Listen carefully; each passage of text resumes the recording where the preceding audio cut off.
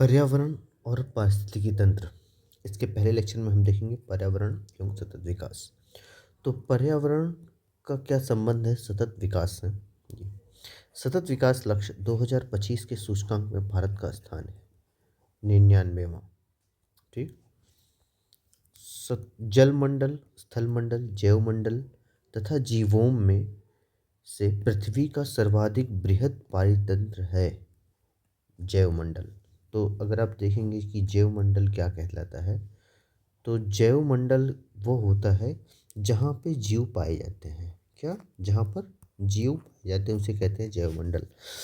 तो जल में भी जीव पाए जाएंगे यानी जैवमंडल जल में भी होगा, स्थल पे भी जीव पाए जाएंगे यानी जैवमंडल स्थल पे भी होगा, यानी कि इन सब में पाए जाएंगे तो इन सबको मिलाकर जैवमंडल बढ़ता है। और वायु में भी जीव पाए जाएंगे तो वायुमंडल में भी जीव पाए जाते हैं। तो जैवमंडल सबसे बड़ा जीवों बनेगा।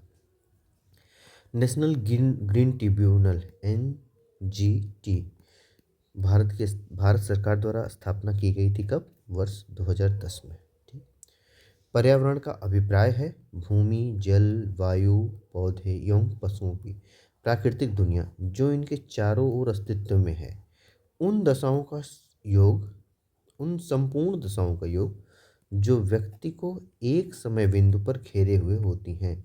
भौतिक, जैविक तथा सांस्कृतिक तत्वों की अंतरक्रियात्मक अवस्था जो अंतः संबंधित होती है।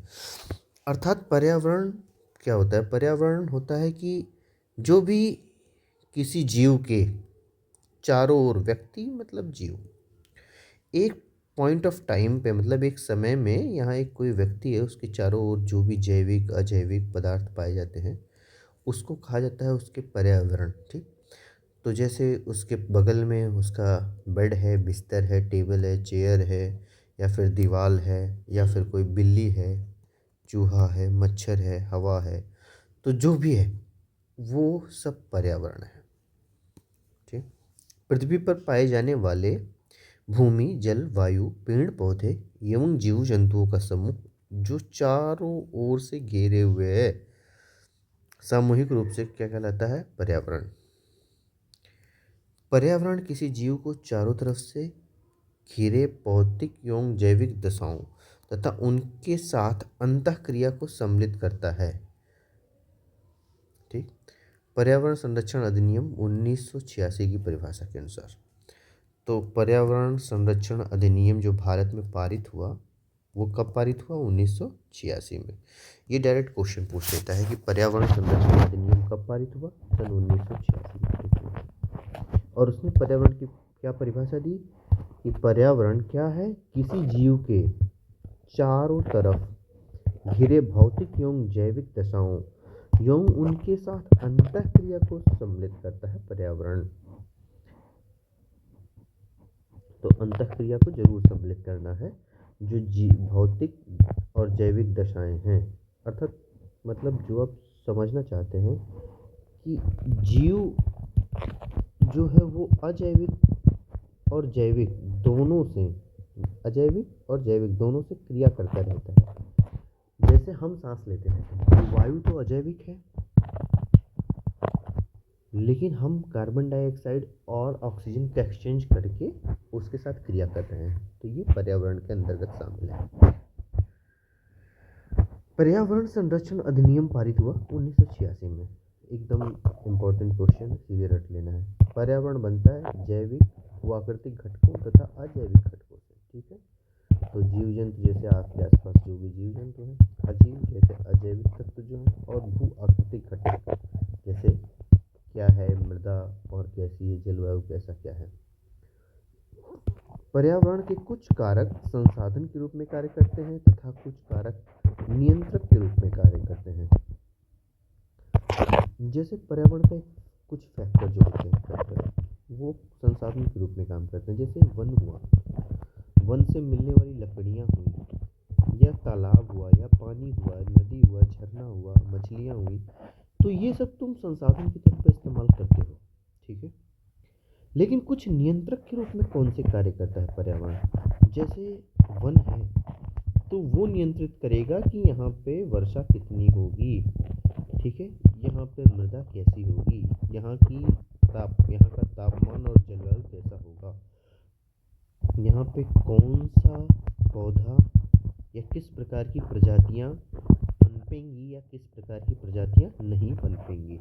तो पर्यावरण का काम संसाधन के रूप में तो होता ही होता है, नियंत्रण के रूप में होता है। धारणीय विकास के उपयोग के संदर्भ में अंतर पीढ़ीगत संवेदनशीलता का विषय है प्राकृतिक संसाधन। मतलब ये कहना चाह रहा है कि प्राकृतिक संसाधन का ऐसा इस्तेमाल करो कि आने वाली आगे की पीढ़ियाँ उनकी आवश्यकताओं के प्रति आपकी संवेदनशीलता, अंतर पीढ़ीगत संवेदनशीलता होनी चाहिए। तो इसको क्या कहेंगे, उसको कहेंगे धारणीय विकास। तो धारणीय विकास में आपको ध्यान देना होता है प्राकृतिक संसाधनों का, उसका दोहन नहीं करना है। एनजीटी का फुल फॉर्म क्या है, नेशनल ग्रीन ट्रिब्यूनल, जो आपने ऊपर पढ़ा, कब स्थापित हुआ था, सन 2010। कथन कारण दिया हुआ है, सतत विकास मानव समाज के कल्याण हेतु महत्वपूर्ण है। बिल्कुल महत्वपूर्ण है, क्योंकि सतत विकास होगा तभी जाके पर्यावरण का संरक्षण होगा। सतत विकास से अभिप्राय ऐसे विकास से है जो भावी पीढ़ियों की जरूरतों को पूरा करने की योग्यता को प्रभावित किए बिना वर्तमान की आवश्यकता को पूरा करे। ये सबसे बेहतरीन डेफिनेशन है सतत विकास का। सतत विकास वो कहता है कि वर्तमान की आवश्यकता तो पूरा करो, लेकिन ऐसा ना हो कि वर्तमान की आवश्यकता पूरा करने के चक्कर में आप भावी पीढ़ियों की ज़रूरतें भी पूरी ना कर पाओ।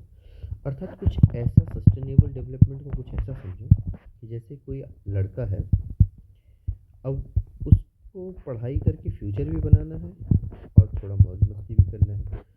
तो ऐसा ना हो मौज मस्ती के चक्कर में वर्तमान की आवश्यकताओं को पूरा करने में आप अपना फ्यूचर बर्बाद कर दो। ठीक है, तो दोनों चीज़ करो, उसे कहेंगे सस्टेनेबल डेवलपमेंट। ठीक, नेक्स्ट देखते हैं।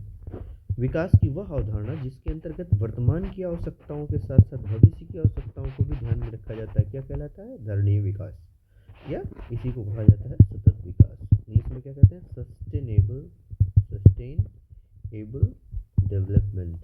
ठीक, ये देखिए, नीति आयोग द्वारा जारी सतत विकास लक्ष्य इंडिया इंडेक्स सूचकांक 2023-24 फोर्थ संस्करण में प्रथम स्थान किसको मिला है, तो दो लोगों को मिला है, उत्तराखंड और केरल। ये लेटेस्ट अपडेट है अभी तक का।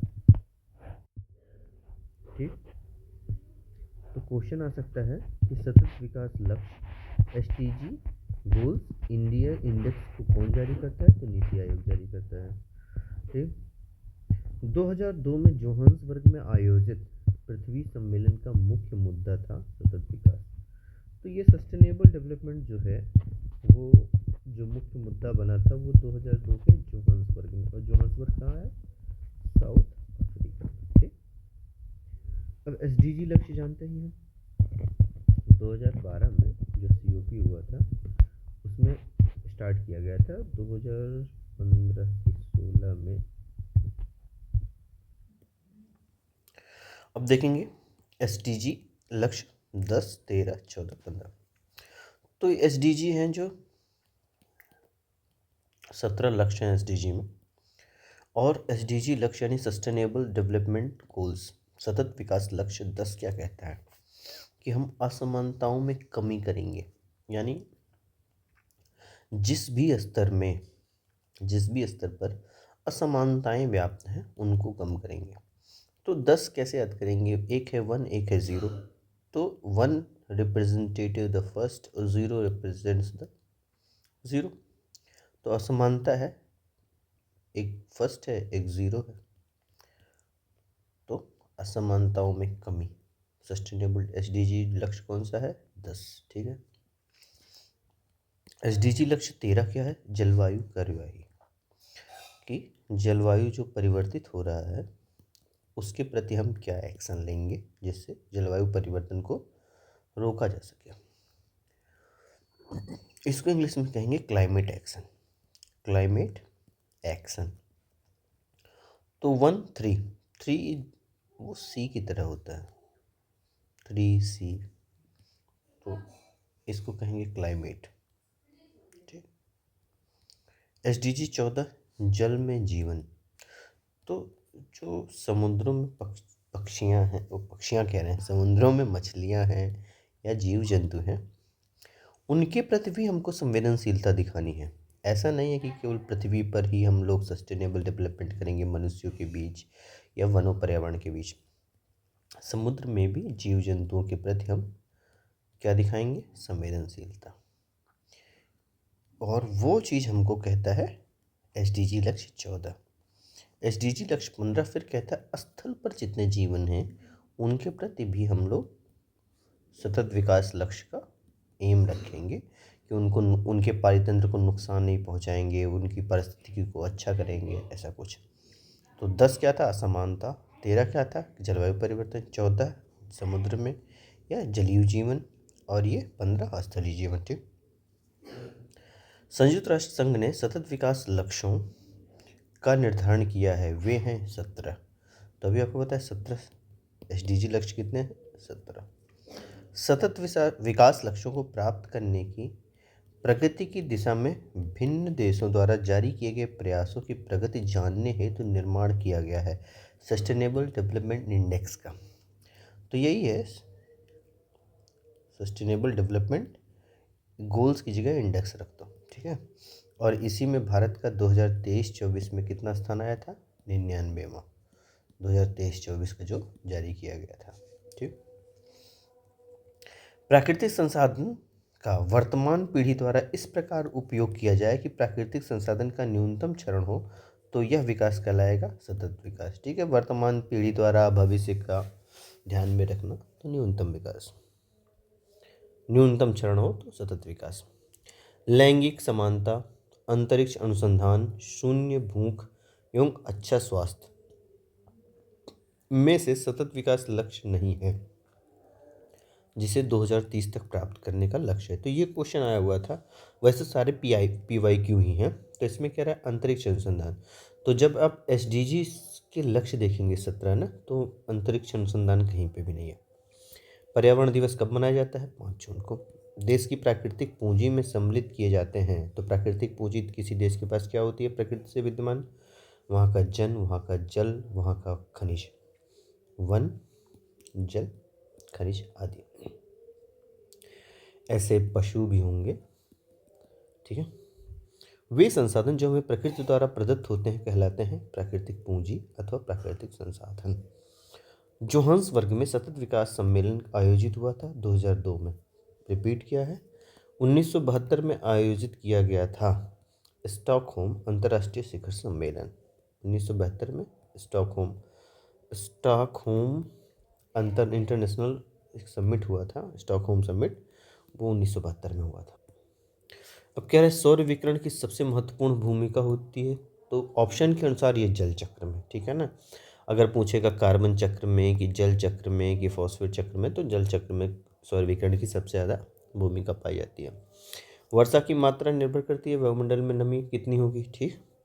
पर्यावरणीय पर राष्ट्रीय पर्यावरण अभियांत्रिकी शोध संस्थान national environment engineering research institute कहाँ पे है? नागपुर में है।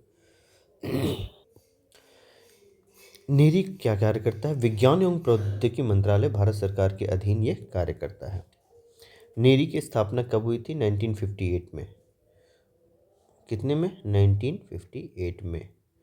तो अभी आपने NGT का पढ़ा। NGT कब हुआ था? 2010 में। और नीरी कब हुआ? National environment engineering research institute कब हुआ? 1958 में। ठीक। सतत विकास के लिए आवश्यक है जैविक विविधता का संरक्षण, प्रदूषण का निरोध एवं नियंत्रण तथा निर्धनता को घटाना। पृथ्वी पर शिखर सम्मेलन का आयोजित किया जाता है।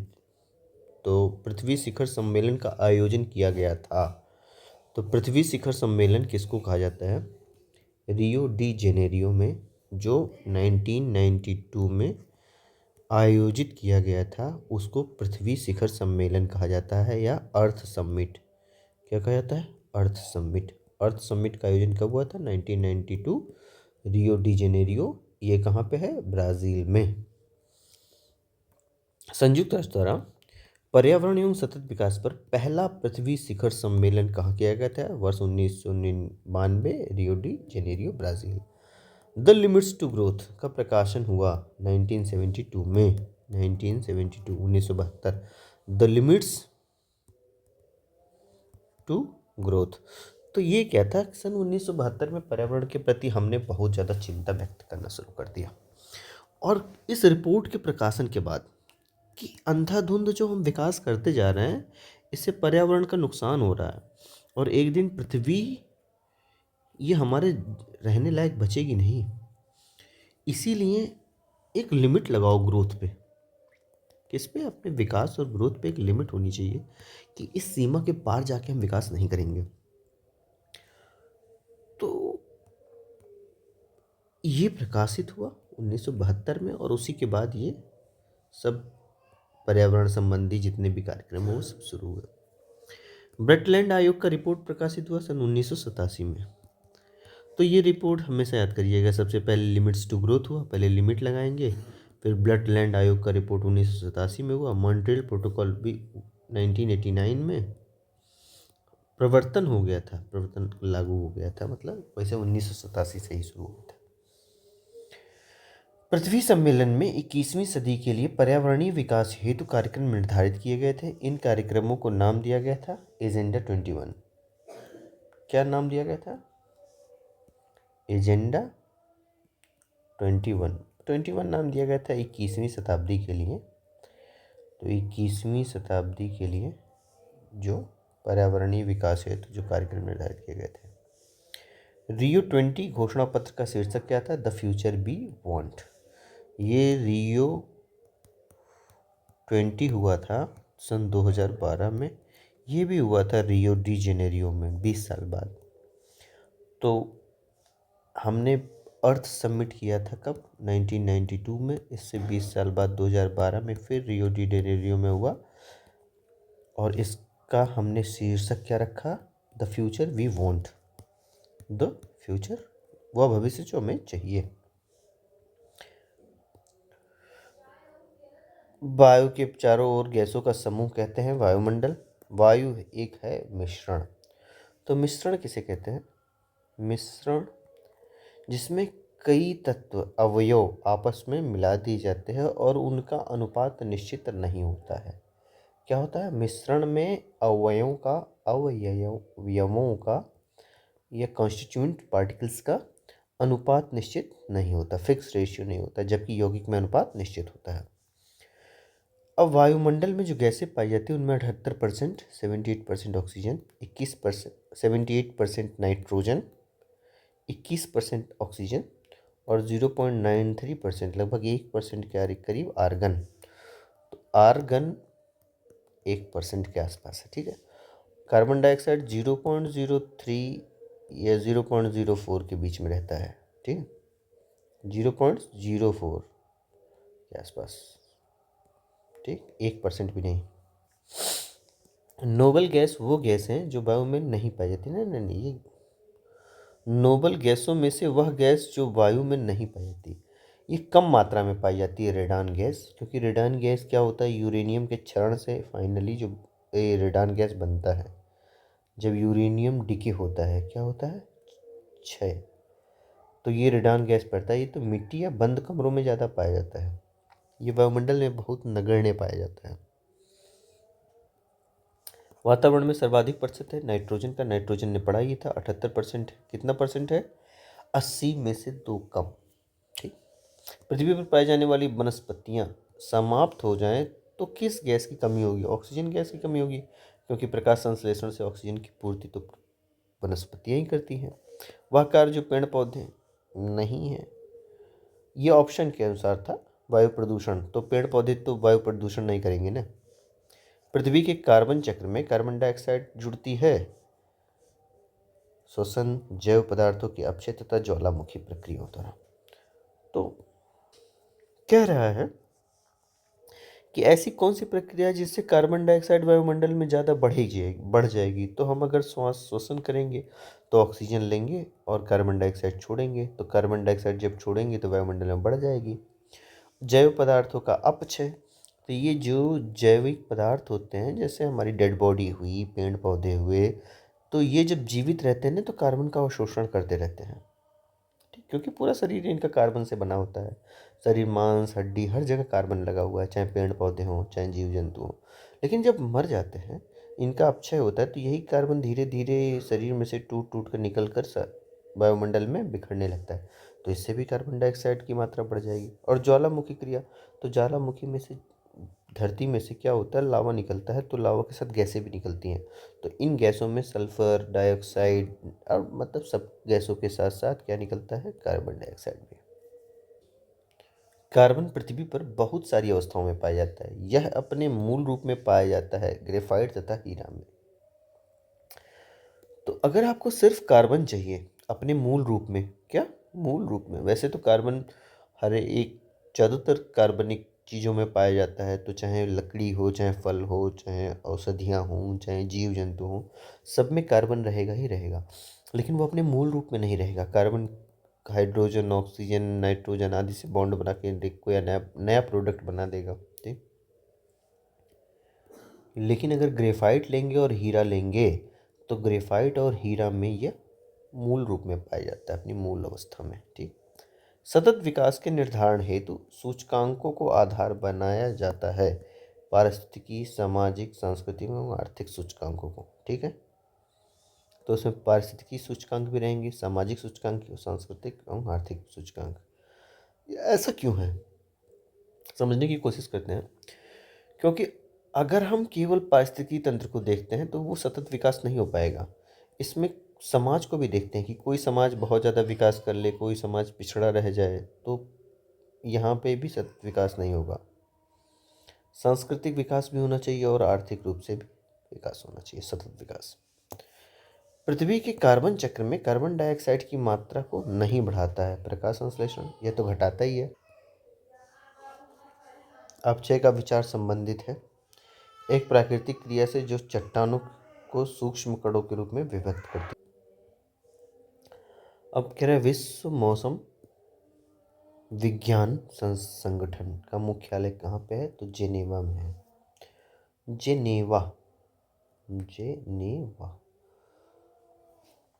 और ये यूएन की स्पेशलाइज्ड एजेंसी है। ठीक है, विश्व का जो मौसम बताएगा। विश्व मौसम विज्ञान अभिसमय कन्वेंशन लागू हुआ था 23 मार्च 1950 को, और इसी अभिसमय से विश्व मौसम WMO, वर्ल्ड मीटियोरोलॉजिकल ऑर्गेनाइजेशन की स्थापना हुई थी। ठीक, यूएनईपी का मुख्यालय कहाँ है, UNEP, United nation environment Programme का मुख्यालय है नैरोबी में। ठीक, संयुक्त राष्ट्र पर्यावरण सभा यूएनईए का 7वां सत्र प्रस्तावित, तो ये हो चुका है 7वां सत्र 1 से 5 दिसंबर के बीच नैरोबी में, यहीं केन्या के नैरोबी में, जहाँ यूएनईपी का मुख्यालय नैरोबी में है और वहीं पे यूएनईए की 7वीं बैठक हुई है। तो ये यूएनईए क्या है, यूएनईए है यूनाइटेड नेशन एनवायरनमेंट एजेंसी।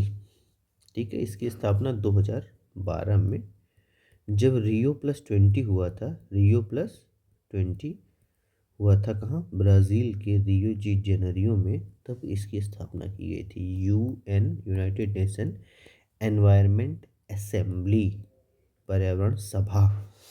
इसमें 193 देश हैं।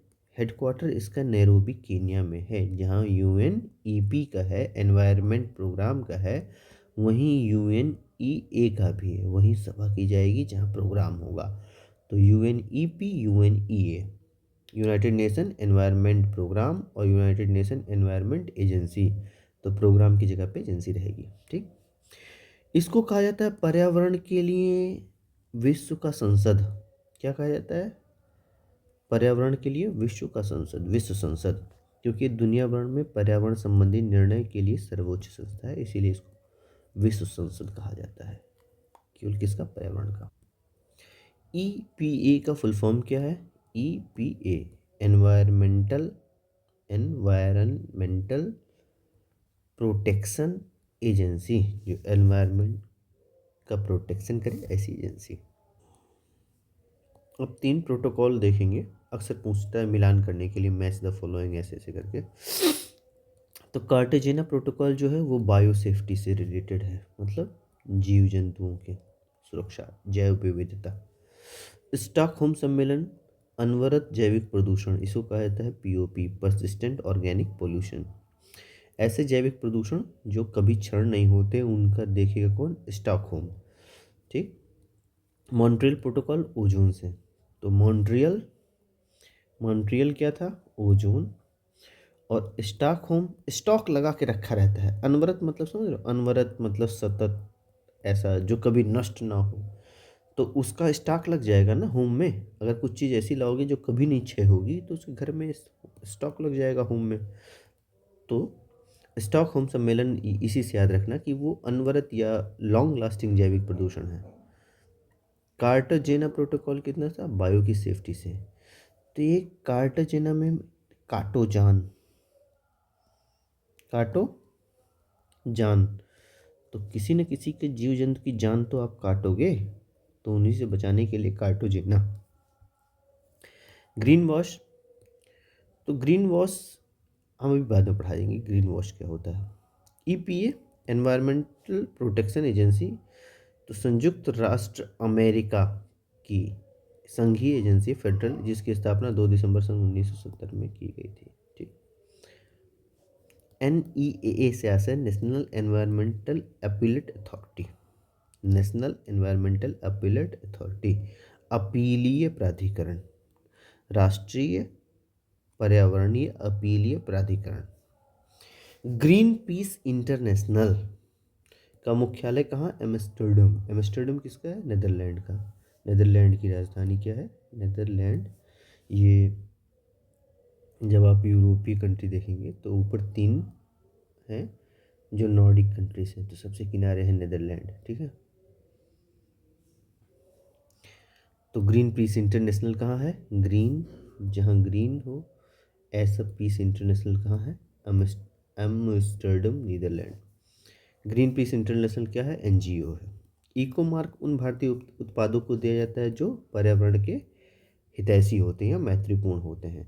तो अगर आपका प्रोडक्ट जो है, उत्पाद जो भी आपकी कंपनी बनाती है वो एनवायरमेंटल के लिए अच्छा है, जैसे मान लो प्लास्टिक का बोतल आता है तो उसकी जगह पे आप बांस का बोतल पानी पीने वाला बनाने लगे, आपकी कंपनी बना ली है, तो उसको इको मार्क देगा।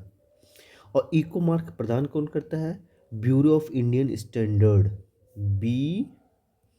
BIS द्वारा 1991 से ये टैग दिया जा रहा है कि BIS, bureau of Indian standard, 1991 से क्या प्रदान कर रहा है, इको मार्क। ठीक। पर्यावरण अनुकूल उपभोक्ताओं को चिन्हित करने के लिए सरकार ने आरंभ किया था क्या, इको मार्क। धारणीय कृषि का अर्थ होता है भूमि का इस प्रकार प्रयोग कि उसकी गुणवत्ता अक्षुण्ण बनी रहे। भारत में टिकाऊ कृषि के लिए राष्ट्रीय मिशन चल रहा है सन 2014-15 से। तो वो वर्ष, जिस वर्ष मोदी जी आए थे 2014-2015 में, राष्ट्रीय हरित न्यायाधिकरण अधिनियम 2010 भारतीय संविधान के जिस प्रावधान के अनुरूप अधिनियमित हुआ था। तो स्वास्थ्य पर्यावरण के अधिकार के रूप में जो आर्टिकल 21 के अंतर्गत जीवन का अधिकार का अंग माना जाता है। ठीक। राष्ट्रीय हरित न्यायाधिकरण की स्थापना हरित न्यायाधिकरण अधिनियम 2010 के तहत की गई थी 18 अक्टूबर सन 2010 को। हरित विकास ग्रीन डेवलपमेंट पुस्तक के लेखक कौन थे, WM एडम्स। ठीक। 1962 में प्रकाशित पुस्तक साइलेंट स्प्रिंग, जिससे विश्व के पर्यावरण आंदोलन को प्रगति मिली थी, उसके लेखक हैं रेचल कार्सन। तो ऐसे याद करेंगे, रे चल, रे तो हमारे यहाँ बुलाने का वो तरीका दोस्तों का ना, कारे चल, कहाँ, कार लाया है फलाने का सन, तो कार सन, रे चल, कहाँ चलना है। इसकी पुस्तक क्या थी 1962 की, साइलेंट स्प्रिंग, चुपचाप चल, कहाँ, स्प्रिंग, बसंत देखने। तो चुपचाप साइलेंट स्प्रिंग देखने रेचल कार लेके। आमतौर पर समाचार पत्रों में आने वाला रियो 20 सम्मेलन धारणीय विकास पे हुआ था।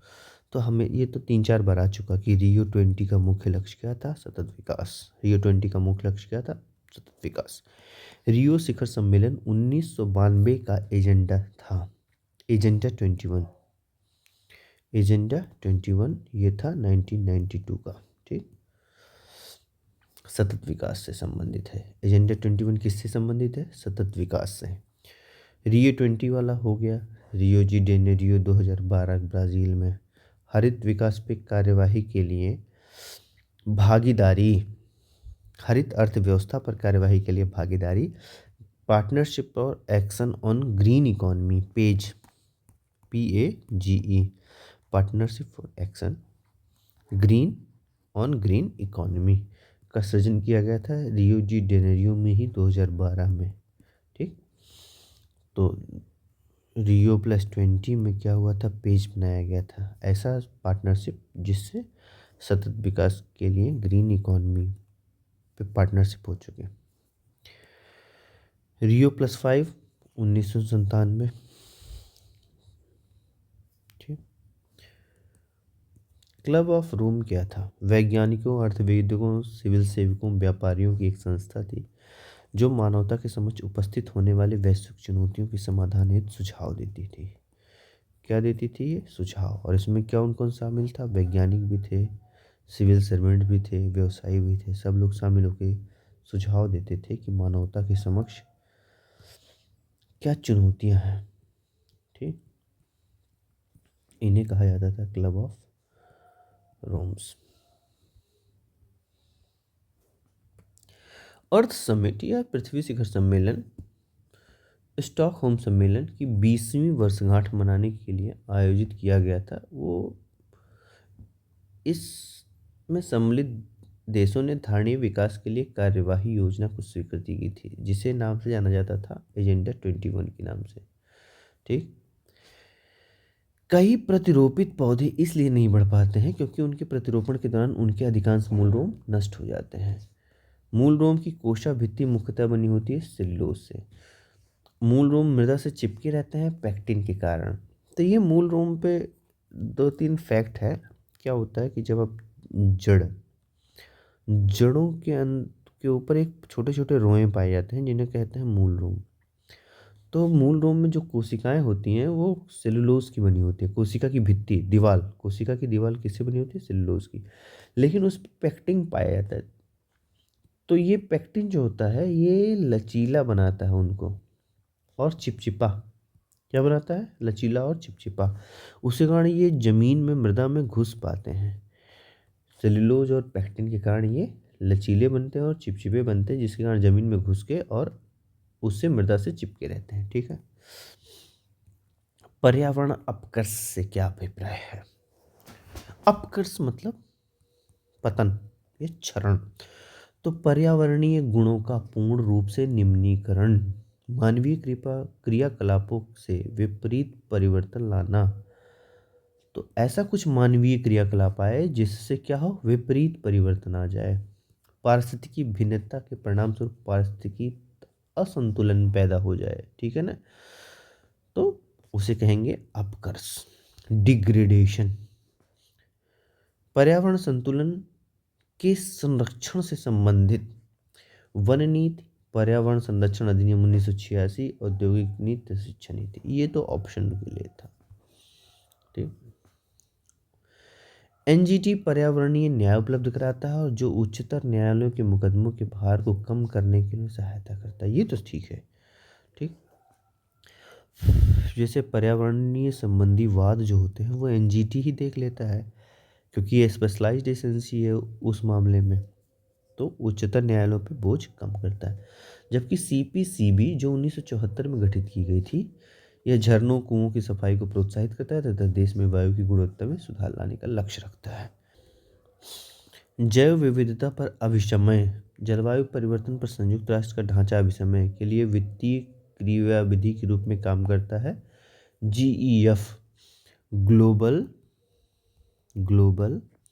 एनवायरमेंटल फैसिलिटी, ठीक है, इसका क्या नाम है, ग्लोबल एनवायरमेंटल फैसिलिटी। तो ये UNFCCC और UNCBD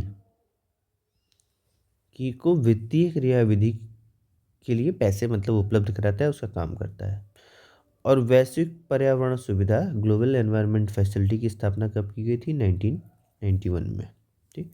UNFCCC के तहत अल्प विकसित देशों को अल्प विकसित देश निधि, least development countries fund, LDCF, least development countries fund, ये उपलब्ध कराता है। GEF, यही GEF जो 1991 में गठित किया गया था।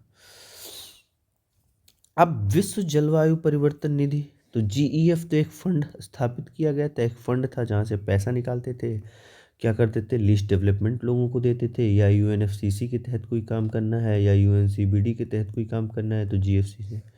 लेकिन COP7 जब हुआ, ठीक, कॉन्फ्रेंस ऑफ पार्टीज 7वीं बैठक हुई, तो हमने एक फंड और बना दिया, उसका नाम था special climate change fund, SCC fund. SCC fund कब बना, COP7 में। वह देश जिसने सेनेगल के साथ COP27 के दौरान अंतर्राष्ट्रीय सूखा लचीलापन गठबंधन शुभारंभ किया, वह है स्पेन। तो ये तो खत्म हो गया, अब एग्जाम नहीं पूछा जाएगा। वर्तमान में पलाची माड़ा जो पर्यावरण की अपार क्षति के कारण चर्चा में था, तो ये भी चर्चा में था। वैसे पलाची माड़ा केरल में है, कहाँ है। पर्यावरण संरक्षण अधिनियम EPA, एनवायरमेंट प्रोटेक्शन एक्ट 1986 को अन्य किस नाम से जाना जाता है, छाता विधान। तो ये छाता विधान किसके लिए है, पर्यावरण के लिए है, ऐसा नहीं कि हर चीज़ के लिए छाता विधान का काम करेगा, अम्ब्रेला। वर्ष 1972 में जो स्टॉकहोम में आयोजित संयुक्त राष्ट्र के प्रथम मानव पर्यावरण सम्मेलन के निर्णयों को कार्यान्वित करने के लिए भारत सरकार ने पारित किया पर्यावरण संरक्षण अधिनियम 1986, ठीक है ना। तो 1972 में स्टॉकहोम सम्मेलन करवाया था संयुक्त राष्ट्र संघ ने पर्यावरण मुद्दे पे। तो इसी से जो निर्णय लिए गए उनको भारत में लागू करने के लिए हमने 1986 में क्या लाया, पर्यावरण अधिनियम लगा दिया, ठीक। जेनेटिक इंजीनियरिंग अनुमोदन समिति का गठन किया गया है पर्यावरण संरक्षण अधिनियम 1986 के तहत, ठीक है। जेनेटिक इंजीनियरिंग अनुमोदन समिति का नाम बदलकर क्या रख दिया गया है, आनुवांशिक इंजीनियरिंग अनुमोदन समिति, ठीक है। Genetic engineering appraisal committee. Bharat में कृषि पर्यावरण अनुकूल दीर्घ स्थायी विकास के लिए सर्वश्रेष्ठ रणनीति है मिश्र शस्यन, कार्बनिक उर्वरक, नाइट्रोजन यौगिकरक, पौधे एवं कीट प्रतिरोधक सस्य किस्मों का प्रयोग, ठीक है। कृषि अनुकूल और दीर्घस्थायी विकास मतलब सतत कृषि, क्या सतत कृषि, तो मिश्र शस्यन करेंगे। अब जैसे आपने धान बैठा दिया, ठीक, पानी है वहाँ पे 2-4 मछलियाँ डाल दिया, तो ये मिश्र शस्यन है। कार्बनिक उर्वरक का इस्तेमाल, तो सिंथेटिक या फर्टिलाइजर का इस्तेमाल न करके आप कार्बनिक लीजिए, जैसे गाय का गोबर डालिए। नाइट्रोजन यौगिकारक पौधे, ये क्या है, जो दलहनी फसलें होती हैं, दलहनी फसलें, उनके जड़ों में राइजोबियम नामक बैक्टीरिया जीवाणु पाया जाता है जो नाइट्रोजन को फिक्स कर देता है मृदा में, ठीक है। नाइट्रोजन जो वायुमंडल में 78% पाया जाता है वो डायरेक्ट N2 के फॉर्म में पाया जाता है, क्या, N2, N triple bond N। और इस N2 को नाइट्रोजन को पौधे डायरेक्ट अवशोषित नहीं कर सकते, तो नाइट्रोजन गैस को नाइट्रेट या नाइट्राइट के रूप में परिवर्तित कर देंगे और तब मृदा में डालेंगे तो पौधे उसका अवशोषण कर लेते हैं। यही काम नाइट्रोजन यौगिकरण कहलाता है, ठीक। प्राकृतिक कृषि के अन्वेषक हैं मसानुबो फुकुओका, जापान के हैं, कहाँ के हैं, नाम से भी याद हो रहा होगा आप लोग को, जापानी है। तो नेचुरल फार्मिंग, क्या, नेचुरल फार्मिंग के जनक कौन है? तो मसानोबू, ऐसा मसा नहीं बोलना है, फुकुओका। पर्यावरण संरक्षण के लिए ग्रीन आर्मी ऑस्ट्रेलिया। विकास का वह पक्ष जो 20वीं सदी के 80 के दशक के मध्य नकारात्मक, कोई नहीं इम्पोर्टेंट है। देश के पर्यावरण विकास को बनाए रखने के लिए जनसंख्या नियंत्रण आवश्यक है, सही है। जनसंख्या में तीव्र वृद्धि के कारण पर्यावरण असंतुलन बना रहता है, नहीं, आर गलत दिया है ऐसा। तो जनसंख्या में तीव्र वृद्धि के कारण पर्यावरण संतुलन बना रहता है, तो संतुलन तो नहीं रहेगा, हाँ ये तो गलत हो गया ना, क्योंकि अगर जनसंख्या में तीव्र वृद्धि होगी तो असंतुलित हो जाएगा। ठीक, संधारणीय विकास के संदर्भ में विचार कीजिए। वैश्विक सूचक संरचना तथा राष्ट्रीय सांख्यिकी व्यवस्थाओं द्वारा प्रस्तुत एवं क्षेत्रीय आधार पर संकलित सूचना के आधार पर संयुक्त राष्ट्र महासचिव एक वार्षिक संधारणीय विकास लक्ष्य रिपोर्ट प्रस्तुत करते हैं। ठीक, तो जो विषय से सूचना मिल रही है या जो प्रत्येक देश की जो सांख्यिकी सिस्टम है, स्टैटिस्टिक्स, जिससे हम लोग नापते हैं सब कुछ क्या कितना है, या क्षेत्रीय आधार पर जो सूचना इकट्ठी, ये कुल मिला के तीनों जगह पे सूचना इकट्ठा कर रहे हैं ना, यहाँ से विश्व से, देश से या क्षेत्र से। उसके आधार पर संयुक्त राष्ट्र महासचिव एक वार्षिक संधारणीय विकास लक्ष्य रिपोर्ट प्रस्तुत करते हैं। ठीक है, तो कुल मिला के ये कहना चाह रहे हैं कि संयुक्त राष्ट्र के महासचिव हर वर्ष एक सस्टेनेबल डेवलपमेंट का रिपोर्ट, गोल्स का, SDG गोल्स का एक रिपोर्ट प्रस्तुत करता है। उसमें वो सूचनाएं क्षेत्रीय स्तर से लेता है, राष्ट्रीय स्तर से लेता है और वैश्विक स्तर से लेता है। ठीक, वैश्विक संधारणीय विकास रिपोर्ट प्रत्येक 4 वर्ष पर संयुक्त राष्ट्र महासभा के चतुर्थिक संधारणीय विकास लक्ष्य के विषयों का पुनरावलोकन हेतु प्रस्तुत की जाती है। तो सही है दोनों कथन। तो आपका प्रथम लेसन खत्म, जिसमें हमने देखा पर्यावरण एवं पारिस्थितिकी का पर्यावरण एवं सतत विकास। धन्यवाद।